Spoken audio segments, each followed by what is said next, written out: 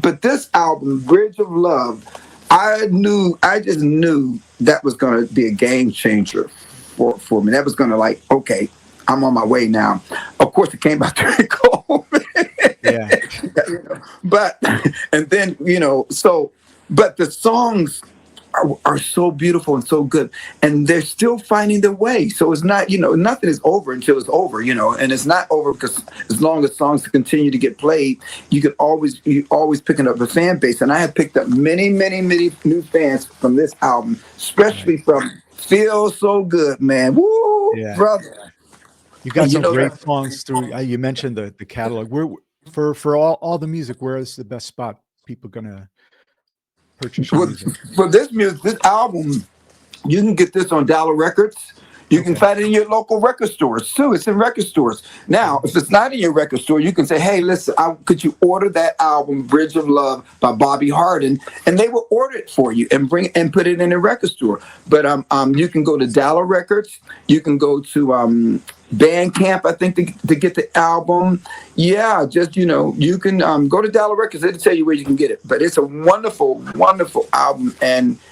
And again, Feel So Good has been placed in several episodes, different episodes in these miniseries, and we were up for another one.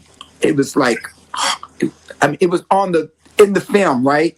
And then when they got to the film, they decided, well, maybe we don't need music right there. And so that song Feel So Good got. I was say, I need to talk to the director. Right. That's right. Let me tell you something, brother. You need that song in that clip right there. But it's always finding its way. A lot of great songs. Raise Your Mind. They go over well live. So. And Billy and I are getting ready to go back in the studio. We're gonna start writing some new music. We're going to start writing some new music. We'll probably just do one song at a time and release it and boom and do that. And the other thing is, and I'm actually going in the studio today with Stu Cutler, because Stu Cutler's another great friend of ours. Yeah. Yes, right. And I just co-wrote one song for his new album, and we did a cover song, Buried Alive, And so I have those two tracks on his new record. We were going to try to write a second one, but I've been so busy, we just didn't get the time to do it. So that's his will be out real soon. He moves fast. Tell him I said hi. I talked to him. We interviewed during the pandemic, like the early stages of it. Mm-hmm. I certainly will give him your best regards. Yes, I will. You're always working with talented musicians. Another friend of ours, at some point you did some David Watson. Oh yeah, David. Yeah. David's great. Yeah, something, Joe. Truly, I've been blessed to know so many wonderful musicians, and work with so many wonderful musicians, especially the Blues Brothers. And my band members. My band members: Ron Thompson, Gene Torres.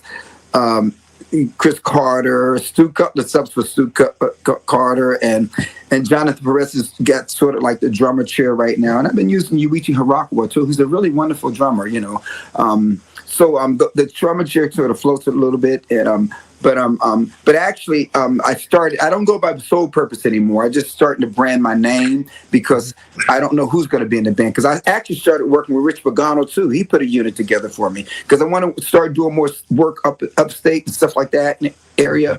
And sometimes the budget is not what it need to be for me to ask musicians to go that far. Some of them will, but most of them, all of them really would do a solid for me. But I figured, let me just put this new unit together. And what the goal now is just to brand Bobby Harden.